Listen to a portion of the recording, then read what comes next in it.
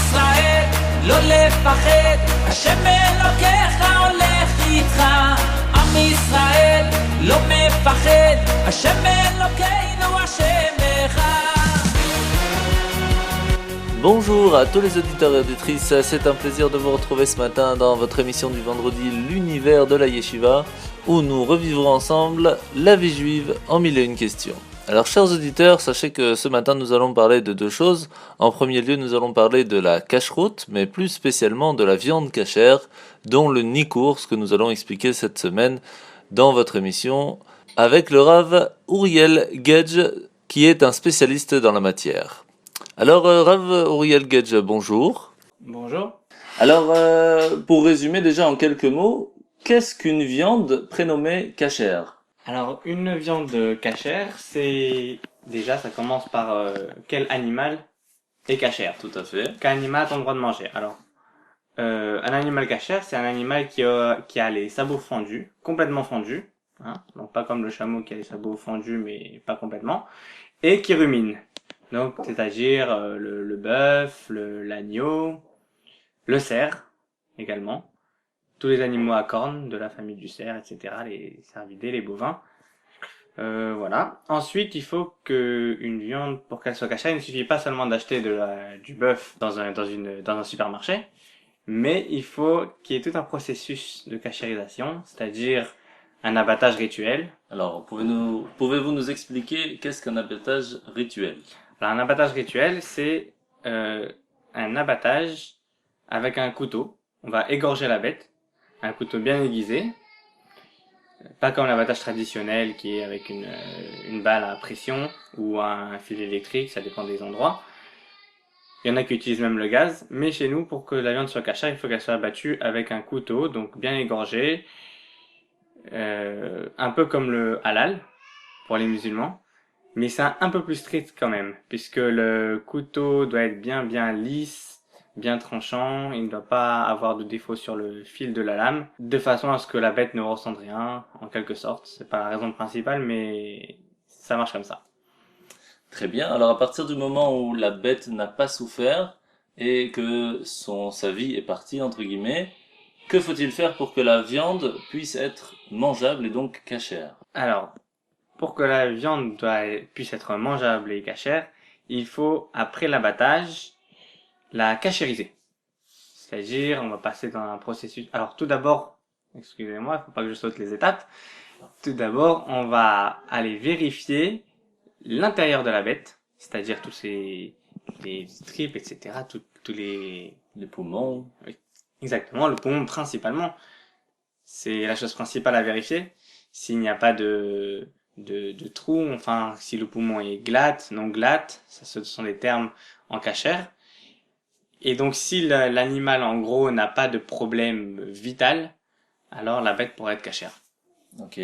À partir du moment où la bête est vérifiée que sa santé était bonne, il faut quand même enlever le sang, puisque le sang est interdit. Alors, comment fait-on ? Quel est le processus ? Oui, alors, il faut enlever le sang, il faut aussi enlever ce qu'on appelle le chélèv, c'est-à-dire de la graisse non cachère. Car pas toutes les graisses sont consommables dans un animal. Mais on en reviendra. Pour en revenir au sang, alors... On peut dire en deux mots, il suffit de saler la viande. Mais c'est un peu plus que ça. Il y a tout le processus qu'on appelle le nikour. C'est-à-dire qu'on va recevoir de la viande, des animaux déjà vidés. On va appeler ça des avants ou des quartiers. Et on va prendre cette viande, on va enlever les grosses veines. Puis le relève, les graisses interdites dans certains endroits. Ensuite, la viande va être trempée dans l'eau pendant une demi-heure, histoire d'enlever tout le sang extérieur et de ramollir un petit peu la viande. Puis, elle va être salée. Bien salée de tous les côtés. Pendant 1 heure. Comme ça, le sang sera bien sorti. Et ensuite, bien rincé. Et la viande sera consommable, prête à être découpée et à être mise en barquette. Vous nous avez expliqué donc ce sang. Pourquoi est-ce qu'il y a des graisses qui sont permises, des graisses interdites ? Pourquoi enlever les grosses veines ? Qu'est-ce qu'il y a de problématique dans les grosses veines ? Est-ce que vous pouvez nous expliquer un peu les détails ? Oui, alors dans les graisses, mais tout simplement il y avait des graisses qui étaient offertes dans le temple à l'époque où on faisait des sacrifices. Donc c'est ce qu'on appelle le chélèv, et ces graisses-là, même dans un animal qui ne sera pas offert au temple, on n'aura pas le droit de la manger. Ce sont des graisses, certaines graisses qui sont détaillées dans la Torah, notamment sur la poitrine, et beaucoup dans l'arrière de la bête. Mais l'arrière de la bête, on n'a pas l'habitude de la manger en Europe. C'est un processus de cachérisation qui a été autorisé seulement en Israël. Et ensuite, vous m'avez demandé pour le sang. Le sang, tout simplement, le sang a été répété à maintes fois dans la Torah, comme quoi il est interdit de manger du sang. Et donc le sang, il faut vraiment s'en éloigner, le vider le maximum. Alors, il y a certaines petites veines, petits vaisseaux qui ne sont pas très importants, qui vont sortir tout seuls avec le sang. Mais les grosses veines, il faut vraiment les enlever entièrement, ou au moins les ouvrir dans la longueur, de façon à ce que ce soit bien vidé avant la cachérisation avec le sel. Comme ça, il ne restera vraiment rien, pas de sang qui se soit séché, coagulé, de façon à ce qu'on ne consomme pas de sang avec la viande cachérisée.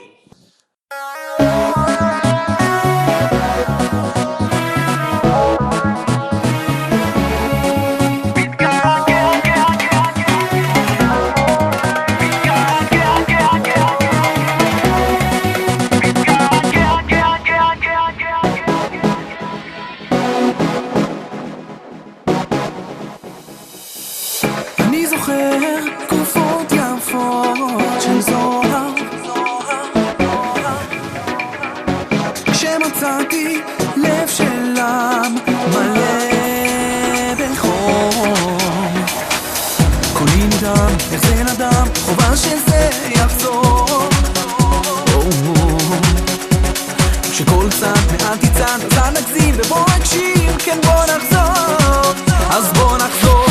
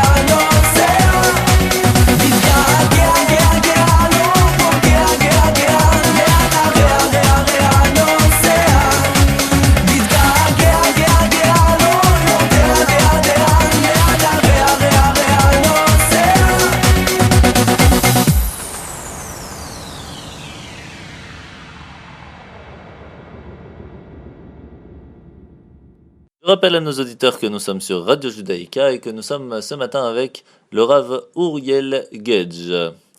Alors, dans les graisses interdites, on nous avait expliqué que le bas, on le mange pas en Europe, seulement dans quelques autres pays, étant donné que c'est très compliqué de cachériser le bas de la bête.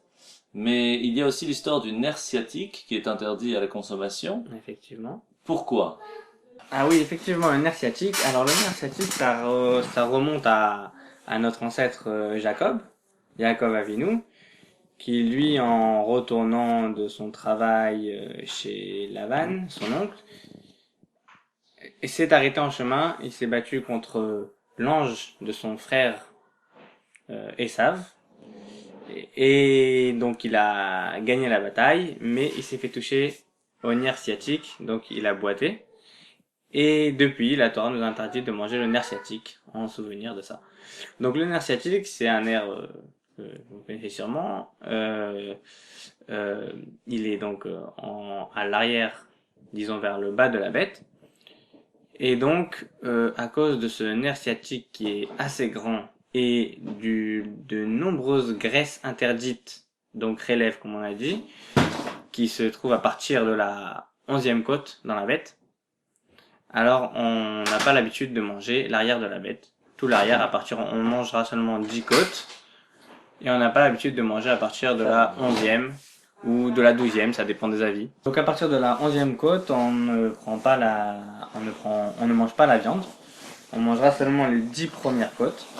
Alors, en Israël, il y avait bien sûr beaucoup de professionnels qui savaient bien cachériser ça, donc on n'a pas interdit de manger l'arrière de la bête en Israël.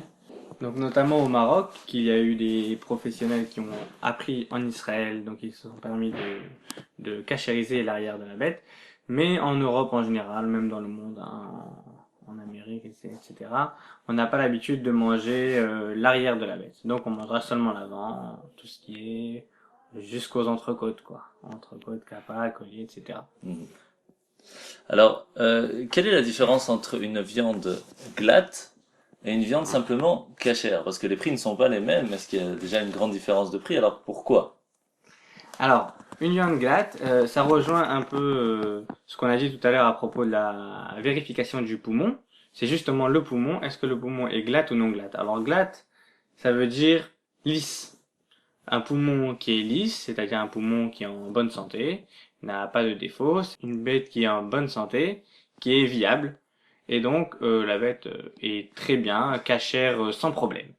Une bête cachère non glatte, c'est une bête où le poumon représente des petits défauts, c'est-à-dire qu'il y aura une peau qui va se former sur le poumon, qui sera collée sur les côtes, sur le tour du poumon, et donc cette peau-là, ça sera des petits fils, et il faudra les enlever délicatement pour ne pas arracher la peau du poumon, et vérifier en dessous cette peau si ça ne cachait pas des trous. Et en vérité, si le poumon est troué, la bête n'est pas viable, et donc elle n'est pas cachère. Alors, une fois qu'on a enlevé cette peau, si le poumon n'est effectivement pas troué, il est effectivement cachère. Mais vu qu'il y a eu des complications pour vérifier, pour bien vérifier la cache-route de cette bête, donc elle ne sera pas glatte, elle n'était pas lisse, elle sera tout simplement cachère. Et à partir du moment où c'est lisse complètement, sans aucun problème de santé déjà depuis le début, c'est à ce moment-là qu'on appelle ça une viande glatte. Alors j'imagine que c'est assez rare. Oui, c'est assez rare. Alors déjà, il faut savoir que une bête cachère est assez rare parce que en Europe, notamment, on va trouver, disons, 30% sur les bêtes abattues qui seront cachères. Sur ces 30%-là, il y aura encore, ça dépend des lots, mais pas toutes seront glattes. Bien entendu, il y aura seulement un certain pourcentage de glattes. Alors vous pouvez trouver effectivement dans le terme glatte, vous pourrez trouver des viandes qui s'appellent Chalak Bet Yosef. Alors Chalak Bet Yosef c'est comme glatte, mais disons c'est un petit peu plus strict puisque Chalak Bet Yosef c'est vraiment la bête où il n'y a rien, le poumon est complètement lisse. Et glatte c'est même s'il y a des petits fils qui partent très très vite, vraiment très très peu, donc on peut considérer qu'il n'y a rien eu et on va appeler ça glatte. Donc le mieux en fait ce serait Chalak Bet Yosef. Oui, c'est complètement lisse sans aucune question. Mais glatte aussi, on se pose pas la question puisque ce qu'il y a est vraiment... C'était vraiment très bénin. Effectivement. Eh bien, merci beaucoup Rav Uriel Getz d'avoir été avec nous ce matin. Je vous souhaite une grande hatzlacha pour tout ce que vous faites. Merci beaucoup. Et je vous souhaite un bon Shabbat Shalom et en bonne santé. Merci, Shabbat Shalom.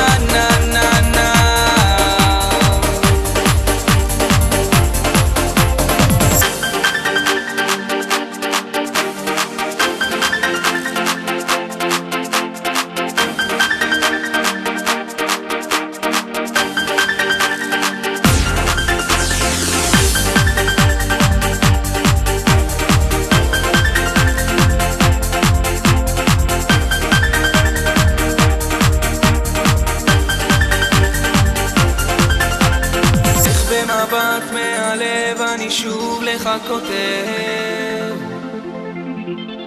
אלוקיי שמור עליי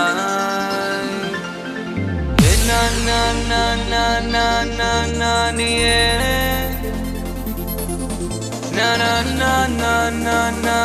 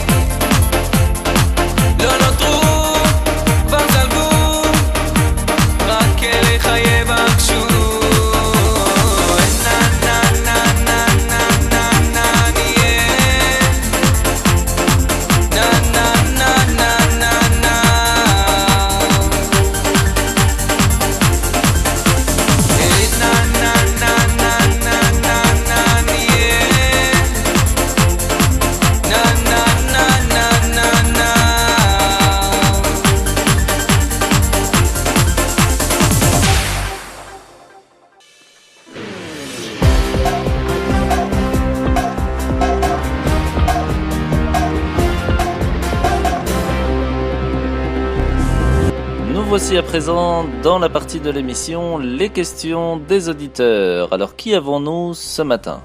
Bonjour à tous, nous avons avec nous un jeune homme très sympathique qui s'appelle Sacha Hofer. Salut Sacha. Alors Sacha, ce matin nous allons parler ensemble de la parachate Noach. Alors parachate Noach, qu'est-ce que tu peux nous dire d'abord sur la parachate Noach ? Mais avant ça, est-ce que tu pourrais te présenter à nos auditeurs ? Donc bonjour, je suis étudiant à Ganenou en 5e secondaire et je viens pour expliquer la paracha. Magnifique, c'est un grand plaisir d'être avec toi. Alors, qu'est-ce que tu peux nous dire sur la parachate Noach ? Donc tout d'abord, Noach était un homme juste et intègre. Il avait 3 fils, Shem, Ham et Japheth. Donc au temps de Noach, la terre s'était corrompue devant Dieu et emplie de violence. Donc Dieu annonça à Noach sa décision de détruire l'humanité et lui demanda de construire une arche. Alors quand il a prévu de construire une arche, donc la Tevat Noach, elle était petite, elle était grande. Est-ce que tu connais un petit peu les longueurs, largeurs ? Donc elle était très grande, elle mesurait environ 300 coudées de long, donc c'est 150 mètres, 50 de large, donc c'est 30 mètres, et 30 de hauteur, c'est 18 mètres environ. Donc avec ces 3 étages, c'était beaucoup de quoi contenir. Alors qu'est-ce qu'il a mis à l'intérieur ?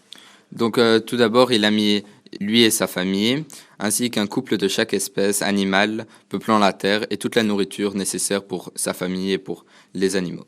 Qu'il y avait une différence entre les animaux qui étaient cachers et pas cachers ? Il y avait une différence entre les couples d'animaux cachers et non cachers. Il y avait 7 couples d'animaux cachers et un couple d'animaux pas cachers. Ok. Alors les descendants de Noach, tu m'as dit qu'il y avait Shem, Ham et Japheth. Alors, quand on commence la parachate Noach, c'est écrit « Ele toldot Noach, ish tzadik tamim haya bedorotav ». On dit voici que les descendants de Noach, ce sont qu'il était lui-même un homme juste. Alors comment ça se fait que quand on dit les descendants de Noach, on ne parle pas de ses enfants ? On parle de ses actions. Donc Rashi répond à cette question. Si les enfants de Noach ne sont pas mentionnés tout de suite, alors qu'il est question de ses descendants, c'est pour nous apprendre que les véritables descendants des hommes justes, ce sont leurs bonnes actions. Ce qui veut dire en fait que les enfants, puisque au don de la Torah, c'est les enfants qui ont été nos garants, ce sont les enfants qui sont en fait nos bonnes actions, puisque c'est eux plus tard qui vont faire des bonnes actions. Alors j'ai une grande question à te poser. Pourquoi est-ce qu'on doit attendre que nos enfants ont du mérite ? Pourquoi est-ce qu'on doit attendre qu'eux vont dire Kaddish plus tard pour notre âme à nous ? Pourquoi est-ce qu'on va attendre que eux savent étudier les Mishnayot ou qu'ils fassent un don à la synagogue en notre mémoire? Pourquoi est-ce que c'est pas nous-mêmes qu'on va essayer de faire des choses pour nous? Pourquoi est-ce qu'on doit attendre que nos enfants le fassent pour nous? Alors, c'est quand nous sommes vivants et que nous avons nos pleines capacités que nous pouvons le plus nous élever, notre âme, nous améliorer et acquérir des mérites que nous feront gagner le Olam Haba, donc c'est le monde futur. Autant commencer par compter sur nous-mêmes. Nos enfants nous suivront si nous sommes sincères et constants dans nos efforts. Donc si je comprends bien, en fait, la meilleure façon de pouvoir attendre à ce que nos enfants puissent réussir à acquérir des mérites et aussi pour plus tard pour nous-mêmes, c'est en fait en leur montrant l'exemple. Et donc si on veut qu'eux réussissent à le faire, en fait, c'est à nous de faire déjà donc à l'avance. Alors, le déluge. Pourquoi est-ce que Dieu a dû envoyer le déluge? Tu m'as expliqué que c'est parce que l'humanité a commencé à faire plein de bêtises. Alors, quel est le décret d'abord? Pourquoi est-ce que le jugement a été? C'est parce qu'ils avaient tué, ils avaient volé? Quel était le problème? Alors, l'acte qu'ils faisaient tout le temps, c'était le vol. Donc, c'est à cause qu'ils volaient qu'il y a eu le déluge. Quoi, tu veux me dire en fait que la destruction, quasi-totalité de l'humanité, c'était à cause du vol et pas à cause des autres abominations de cette génération? Est-ce que c'est vraiment la chose la plus grave par rapport aux relations interdites qu'ils ont eues? Ils ont tué, enfin, vraiment le vol c'était la pire? À cause de ça, Dieu il a tout détruit? Alors, il y a beaucoup de commentaires à ce sujet, et donc j'en ai sélectionné quelques-uns. Le Rambam nous dit qu'empêcher de voler nous est directement dicté par notre conscience. Tout homme a horreur de se faire voler et peut donc aisément comprendre la gravité de ce crime. C'est la raison pour laquelle c'est une abomination pour Dieu et pour les hommes. D'autre part, les maximes des pères, donc c'est les Pirkei Avot en hébreu, nous enseignent que le monde repose sur 3 piliers, donc la paix, la vérité et la justice. Or, le vol bafoue ces 3 principes. Le vol entraîne les conflits et les guerres, c'est la paix qui disparaît. Donc au temps du déluge, tout le monde était concerné par le vol. Ainsi même les juges étaient corrompus. Il n'y avait donc plus ni justice ni vérité.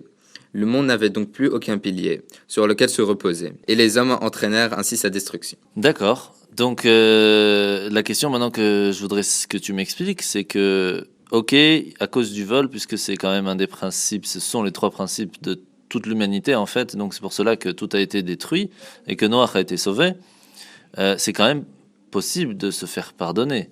Alors, comment est-ce que Dieu fait fonctionner le monde pour nous faire pardonner, pour nous faire comprendre qu'il y a quelque chose à se faire pardonner? Comment ça fonctionne? Donc Dieu, il nous permet de réparer nos fautes, mais d'abord ça touche notre argent et nos biens. Ça veut dire quoi? C'est-à-dire que d'abord, il nous fait avoir des soucis au boulot, il nous fait avoir des soucis avec les docteurs, on doit payer d'autres docteurs, après il y a la voiture qui a des problèmes. Donc c'est un peu de cette façon, c'est ça? Exactement. Et puis, si la personne ne veut toujours pas se repentir, c'est son corps et en dernier lieu, sa vie. Or, ne pas expier avec son argent et ses biens que ceux-ci lui appartiennent, s'il les a acquis honnêtement. Autrement, nous ne pourrons réparer aucune faute. Et c'est pour ça que Dieu scella donc la destruction à cause du vol. Parce que leurs biens provenant du vol, ils ne leur appartenaient pas et donc ils ne pouvaient pas réparer leurs fautes. Je comprends. Donc si je comprends bien, c'est étant donné que la possibilité de se faire pardonner nos fautes, c'est quand on a des soucis avec l'argent de temps en temps. Si on n'a pas d'argent qu'on a acquis honnêtement, on peut pas, ça sert à rien de la perdre puisque de toute façon, c'est pas ça qui va faire expier nos fautes. Alors ça me rappelle une histoire en fait avec le roi Salomon. Il y avait une fois un homme, un très grand ami au roi Salomon, Shlomo HaMelech, qui est venu et qui lui a demandé d'apprendre avec lui le langage des animaux. Alors il a tellement insisté qu'au bout d'un moment, c'était quand même un très très bon ami, il a accepté de lui enseigner. Sur le chemin du retour, eh ben, il a voulu essayer de mettre à profit ses nouvelles connaissances et donc il a écouté 2 oiseaux en train de discuter. Et il lui a dit, tu sais quoi, j'ai entendu dans le ciel que cette personne allait perdre tout son bétail. Alors qu'est-ce qu'il a fait? Il est rentré chez lui, il a vendu tout son troupeau. Et effectivement, la semaine suivante, tout le bétail est mort. Alors il était content. Heureusement qu'il a eu le temps de vendre. Quelques jours plus tard, il a encore entendu les 2 oiseaux en train de discuter. Et il a entendu que c'était sa maison qui allait prendre feu. Donc tout de suite, il a vendu très très vite. Et encore une fois, il a été sauvé d'une très grande perte puisque sa maison, quelques jours plus tard, elle a aussi été brûlée. La 3e semaine, il a entendu une nouvelle un peu plus terrible et même très très difficile pour lui à entendre. Il a appris que lui-même allait mourir. Et là, il était désespéré, il savait pas quoi faire, donc il a foncé chez le roi Salomon et il lui racontait toute l'histoire. Et là, le roi Salomon lui a expliqué quelque chose de très très difficile. C'est que, étant donné qu'il devait réparer des fautes, alors pour expier sa faute, c'était d'abord son bétail qui allait réparer sa faute. Mais puisqu'il l'a sauvé, c'est sa maison qui allait partir à sa place. Mais quand il n'y avait plus rien à faire expier comme faute, eh ben c'est lui-même qui a dû partir de ce monde pour expier ses fautes. Donc on voit en fin de compte que, comme tu viens de nous expliquer, c'est que le vol c'est quelque chose de très très difficile parce qu'à partir du moment où on n'a pas quelque chose qui nous appartient, automatiquement on ne peut pas expier nos fautes. Puisque c'est par ces pertes, par l'argent qu'on va dépenser dans les docteurs de temps en temps, par les dentistes, par les problèmes, par la voiture qui plante, etc., c'est par ça qu'on fait en partie, bien sûr, expier nos fautes.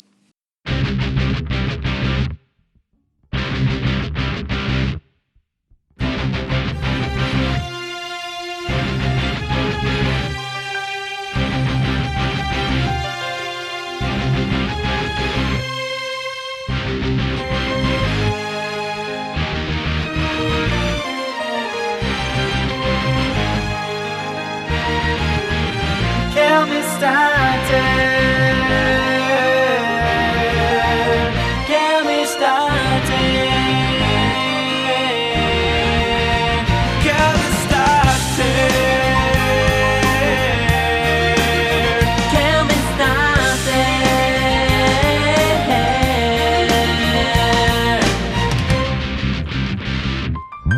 Kill me started. Shafir Chev, Yonasech Alanelo, Mikol Ra'a, Yonasech Alanelo, Mikol Ra'a, Yon Ilaso Eloi, Soy Muhtar B'Keser Elyon, Keser Yitnu L'Cho Hashem. Kel Mistater B'Shafir Chev, Yonasech Alanelo, Mikol Ra'a, Yonasech Alanelo, Mikol Ra'a, Yon Ilaso Eloi, Soy Muhtar B'Keser Elyon, Keser Yitnu L'Cho Hashem. Bereshit Terascha HaKedumo, B'Shuma Chachmascha HaSasumo, B'Yayin Timotzei V'Hine Lomo, Bereshit Chachma Yiras Hashem. Bereshit Terascha HaKedumo, B'Shuma Chachmascha HaSasumo, B'Yayin Timotzei V'Hine Lomo, Bereshit Chachma Yiras Hashem. Kill me started. Kill me started. Kill me started.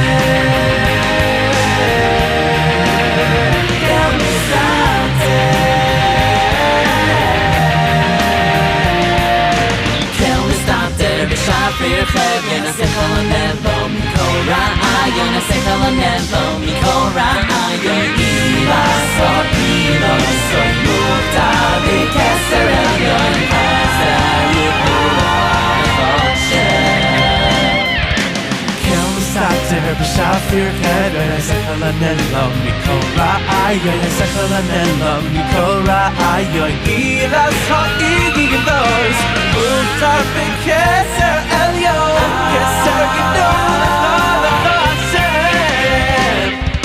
Bereshit Terascha HaKedumo, B'Shuma Chachmascha HaSasumo, B'Yayin Timotzei V'Hine Lomo, Bereshit Chachma Yiras Hashem. Bereshit Terascha HaKedumo, B'Shuma Chachmascha HaSasumo, B'Yayin Timotzei V'Hine Lomo, Bereshit Chachma Yiras Hashem. Bereshit Terascha HaKedumo, B'Shuma Chachmascha HaSasumo, B'Yayin Timotzei V'Hine Lomo, Bereshit Chachma Yiras Hashem.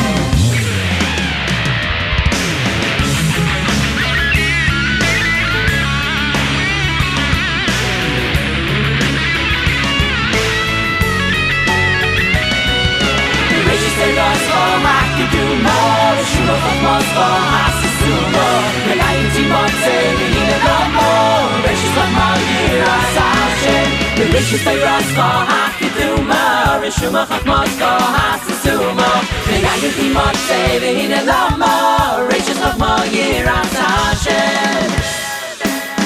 Kill me started. Kill me started.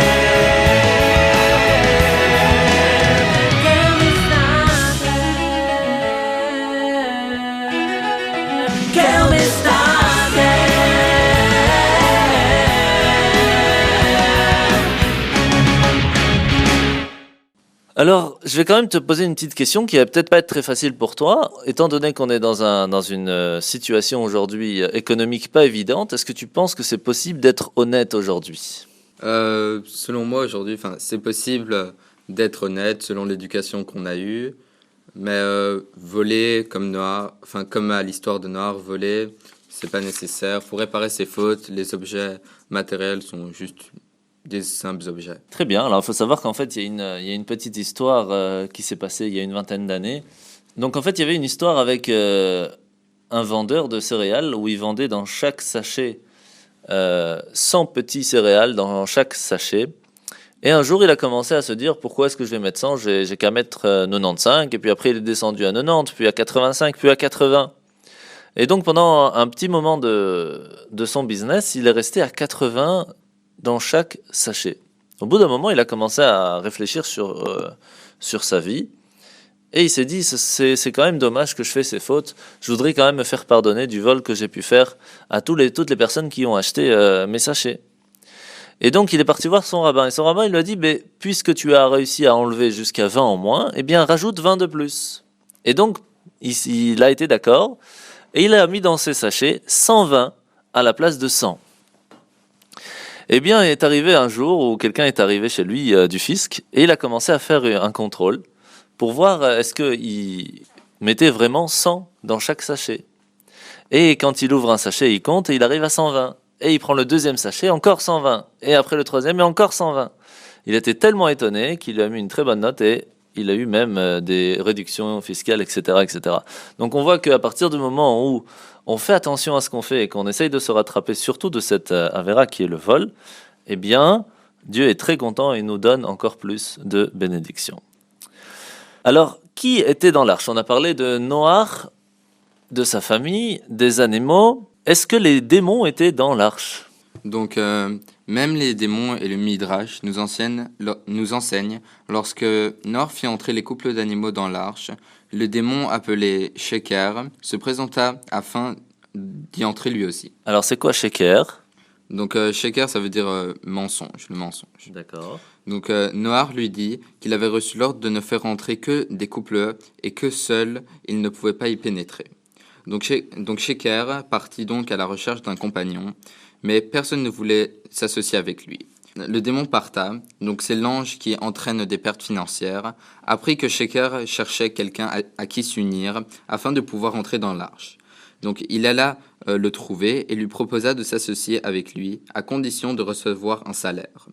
Sheker accepta et lui promit de lui donner tous ses gains. Et c'est pour cela alors qu'aujourd'hui, à partir du moment où quelqu'un utilise le sheker, le mensonge, eh bien, même s'il pense avoir réussi à gagner avec ce mensonge, eh bien c'est Parta, donc cet ange qui fait les pertes financières, qui en fin de compte, il n'utilise pas et ne peut pas tellement utiliser les gains qu'il a réussi à avoir avec le mensonge. Quand même, on voit qu'il y a un intérêt assez intéressant puisque le sheker, le mensonge avec le gaspillage d'argent, ce sont des choses qui, en fin de compte, n'ont pas spécialement en commun, mais ce sont leurs différences qui font qu'en travaillant ensemble, ils réussissent. On voit bien aujourd'hui combien de gens qui essayent par le mensonge de gagner beaucoup d'argent. Et en fin de compte, on voit qu'ils gaspillent leur argent en achetant des trucs qui leur servent à rien. Ils achètent des maisons deuxième, troisième, secondaire et en fin de compte, ils sont jamais là-bas. Et ils ont plein de problèmes avec ça. Et en fin de compte, ils sont pas spécialement bien plus heureux. Donc on voit que par la différence, on peut réussir à gagner et à réussir même des choses bien, autant des choses qui sont pas spécialement bien. C'est un peu la même chose dans le couple. Bien sûr que l'homme et la femme ne sont pas les mêmes, puisque un homme c'est un homme, une femme est une femme, mais c'est par les qualités et les défauts différents qu'on se complète. Alors, si on arrive à se compléter dans les défauts, ça arrive que le couple, il est fort dans les défauts. Et si on essaye d'évoluer à se compléter plutôt dans les qualités, automatiquement le couple se portera à merveille. Et c'est la différence qui s'est passée pendant donc le temps du déluge. C'est que les couples, à la place d'utiliser leurs qualités pour se compléter, ils utilisaient leurs défauts. Ils essayaient toujours de s'entraider pour voler, pour tuer, pour essayer d'avoir plus. Et donc ça, c'est la chose qui était pas bonne. Et à cause de ça, le monde a été détruit à ce moment-là. Et c'est Noach et sa famille qui a été sauvés. Alors combien de temps le déluge a-t-il duré? Donc l'histoire du déluge a duré 40 jours sur la terre et l'arche flottait à la surface des eaux. Donc les eaux ne cessèrent d'augmenter et le plus haut et les plus hautes montagnes disparurent, que tous les êtres vivants sur la terre et dans le ciel périrent. Il ne resta que Noach et ceux qui étaient avec lui dans l'arche. Et les eaux augmentèrent sur la terre durant 150 jours. Puis Dieu se souvint de Noach et de tous ceux qui étaient dans l'arche avec lui, et il fit passer un vent sur la terre, et toutes les eaux s'apaisèrent et diminuèrent. Donc l'arche se posa sur la montagne d'Ararat. Après un certain temps, le sommet des montagnes apparurent. Après 40 jours, Noach ouvrit la fenêtre et envoya le corbeau qui partit et revint jusqu'à l'assèchement des eaux. Alors en fin de compte, donc le corbeau il est parti, il est revenu. Qu'est-ce qui s'est passé? Il a voulu faire la mission que Noach lui a demandé d'aller voir s'il y avait encore de l'eau ou pas? Donc non, il a pas fait la mission. Donc non, comme tu dis, le corbeau n'a pas fait la mission que Noach lui a demandé. Il a eu très très peur. Donc il a eu très très peur le corbeau et il a pas voulu faire la mission de Noach. Il faut savoir qu'à ce moment-là, Noach a eu une phrase très très difficile, très dure. Il a dit une phrase très dure. Il a dit au corbeau: à quoi est-ce que tu sers? Qu'est-ce que ça veut dire, à quoi est-ce que tu sers? Le corbeau a bien une utilité dans le monde. En fin de compte, on regarde que l'animal le plus cruel, c'est le corbeau. Il est prêt à tout pour pouvoir vivre, même à renvoyer ses enfants de son nid pour pouvoir lui avoir de quoi manger. Donc c'est quand même assez cruel par rapport aux autres animaux. Eh bien, on voit que, en fin de compte, Noach s'est dit, bon, autant lui donner quelque chose à faire, une mission dans ce monde, qu'il ait une raison de vivre. Et même ça, il n'a pas voulu faire. Et à ce moment-là, Hachem lui a dit, sache que plus tard dans l'histoire de l'humanité, avec le prophète Élie, eh bien, il aura une utilité. Et c'est de cette histoire qu'on raconte que plus tard, quand le prophète Élie aura fait la sécheresse à cause des bêtises du peuple juif, l'idolâtrie, eh bien c'est un corbeau qui amènera de quoi manger à Eliyahu Navi, au prophète Élie. Pourquoi un corbeau spécialement? Parce que, pour dire, c'était un message un petit peu que Dieu faisait au prophète Élie, si déjà le corbeau, qui lui-même est cruel envers ses enfants, et qui fait pas attention à ce qu'ils aient à manger, et quand même moi, Dieu, je m'occupe à ce qu'il ait de quoi manger, alors pourquoi toi, prophète Élie, tu ne fais pas attention à mes enfants, au peuple d'Israël, que même avec leurs fautes, je devrais quand même faire attention à ce qu'ils aient de quoi manger. Donc ça l'a fait assez réfléchir, c'est pour cela que le corbeau a quand même une raison de vivre. Alors maintenant, en fin de compte, puisque le corbeau, il n'a pas fait sa mission, qui c'est que Noach a envoyé pour aller voir si l'eau était encore là ou pas? Donc Noach envoya une colombe. Donc elle revint parce qu'elle n'a pas trouvé d'appui pour ses pattes. Et 7 jours plus tard, Noach la renvoya de nouveau et elle revint vers le soir avec dans son bec une feuille d'olivier. Donc il attendit encore 7 jours après et la renvoya. Et vu qu'elle ne revint pas auprès de Noach, cela veut dire que l'eau est partie et que l'arche s'est posée sur la surface du sol. Et à ce moment-là, qu'est-ce qui s'est passé? Donc ils sont sortis, les hommes, les femmes, les animaux. Et à ce moment-là, c'est intéressant parce que Noach, on explique qu'il a planté un arbre. Est-ce que tu sais de quel arbre on parle? Donc Noach, il a planté une vigne. Une vigne. Alors, est-ce que tu te rappelles du Midrash qu'on avait expliqué sur la vigne quand Noach a planté? Donc selon le Midrash, Noach s'est associé avec Satan et il a pris un mouton et il a déversé son sang sur la vigne, puis un lion et il a fait pareil, un singe et enfin un cochon. Donc, cette histoire nous apprend qu'après le premier verre de vin, on est doux comme des moutons, puis après le deuxième, on est fort comme des lions, après le troisième, on fait les pitres comme le singe, et enfin après le quatrième, on se roule dans la boue comme le cochon. Magnifique. Donc c'est quand même assez intéressant qu'on a appris déjà la semaine dernière avec Daniel aussi que le fruit interdit qui était de Adam et Ève, c'était aussi, d'après plusieurs sages, c'était du raisin.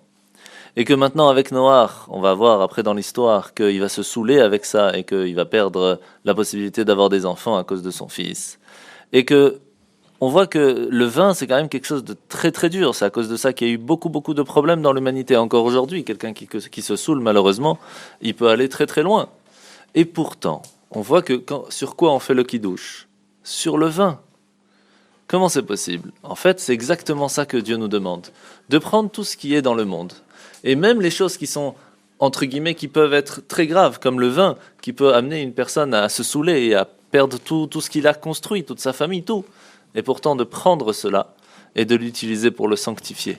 en faisant une bénédiction, en faisant le Shabbat avec ça.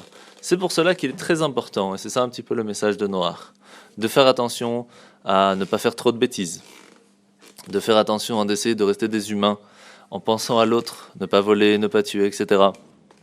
Et surtout, que par tout ce qu'il y a dans le monde, ne pas l'utiliser simplement parce que nous, on en a besoin, mais pour essayer de sanctifier tout ce qu'il y a dans ce monde pour une raison bien spécifique. Et même les choses qu'on pourrait croire comme le vin qui peut amener à des choses très graves, on l'utilise pour la chose la plus magnifique, qui est le Kiddush de Shabbat.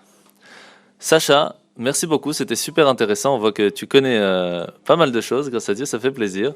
Et donc on te souhaite à toi, à ta famille, vraiment beaucoup d'Hatzlacha pour cette année, beaucoup de réussite. Et je suis sûr que ta maman et tes frères sont très très fiers de toi. En tout cas, un grand Shabbat Shalom. Merci à vous et Shabbat Shalom.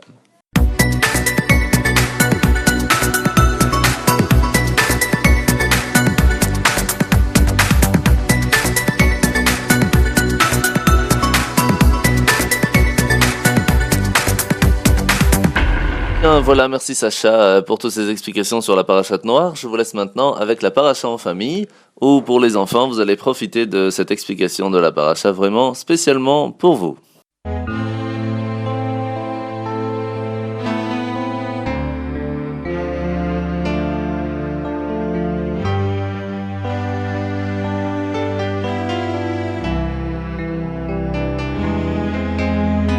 Les descendants de Adam Arishon ont tout pour être heureux. La force, la santé et la richesse.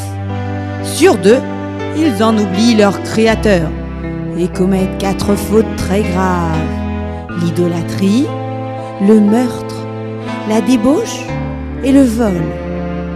Alors Hachem décide de détruire le monde. Il informe Noach de ceux qui se préparent. Pendant 120 ans, celui-ci va tenter de ramener sa génération à la Teshuvah.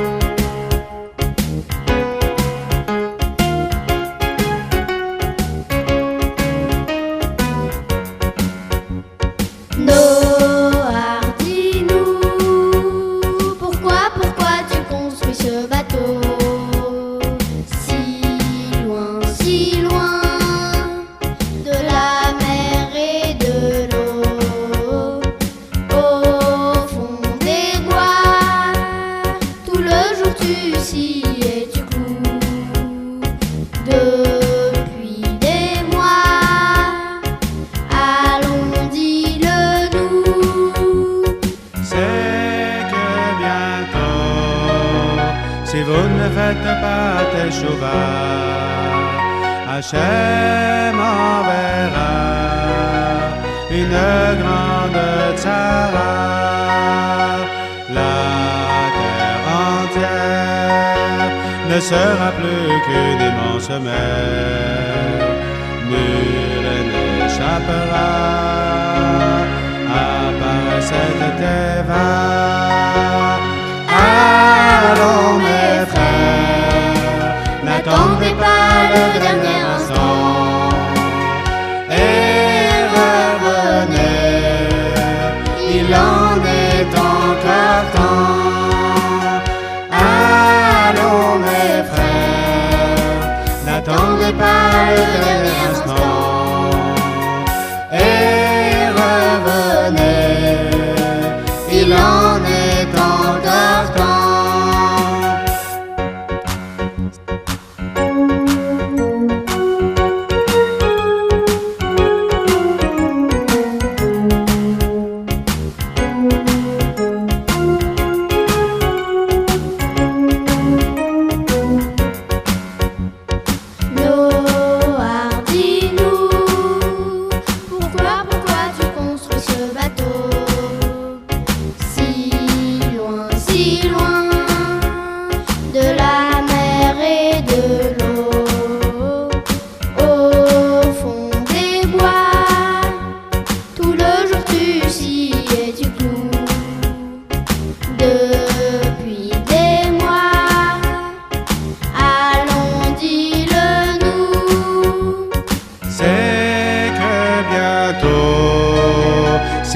ne faites pas de Shuvah. Hachem enverra une grande tzara. La terre entière ne sera plus qu'une immense mer. Nul n'échappera à part cette teva. Allons mes frères, n'attendez pas le dernier instant et revenez, il en est encore temps.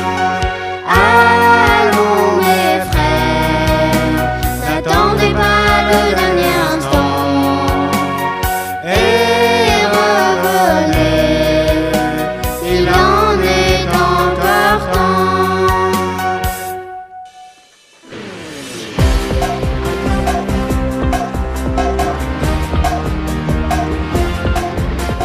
Eh bien voilà, c'est ainsi que notre émission se finit ce matin. Alors je vous rappelle qu'il est très très important d'allumer les bougies de Shabbat. Alors mesdames et mesdemoiselles, je vous rappelle les horaires pour ce soir.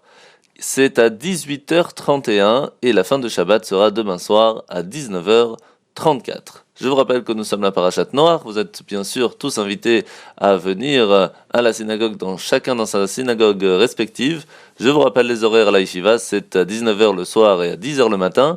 Je vous souhaite à tous de passer un bon Shabbat Noach, et je vous rappelle l'importance de la semaine prochaine, étant donné que nous sommes le Shabbat mondial, où tout le monde va essayer, dans le monde entier, d'essayer de faire le Shabbat au maximum, au mieux possible. Et bien sûr, nous en discuterons la semaine prochaine dans votre émission du vendredi, l'univers de la yeshiva. Je vous souhaite à tous et à toutes de passer un bon Shabbat, Shabbat Shalom, et à la semaine prochaine. עם ישראל, לא לפחד, השם אלוקיך הולך איתך. עם ישראל, לא מפחד, השם אלוקינו השם אחד.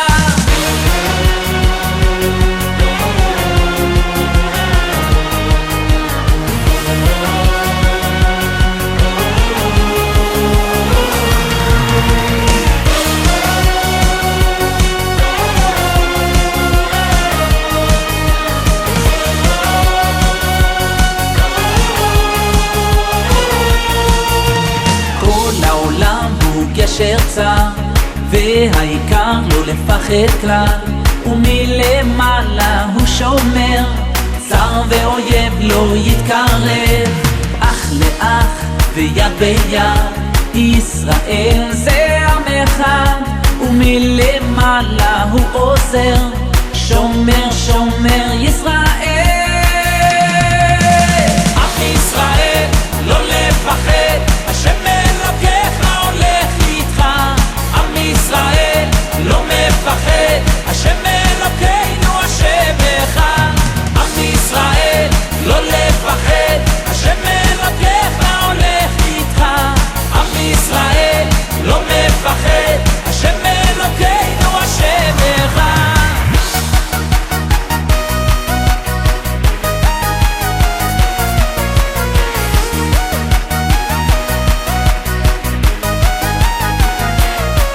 כל העולם הוא גשר צר, והעיקר לא לפחד כלל, ומלמעלה הוא שומר, צר ואויב לא יתקרב, אח לאח ויד ביד, ישראל זה עם אחד, ומלמעלה הוא עוזר, שומר שומר ישראל.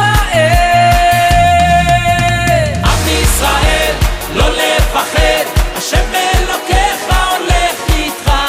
עם ישראל לא מפחד, השם אלוקינו השם אחד. עם ישראל לא לפחד, השם אלוקיך הולך איתך. עם ישראל לא מפחד, השם אלוקינו השם אחד.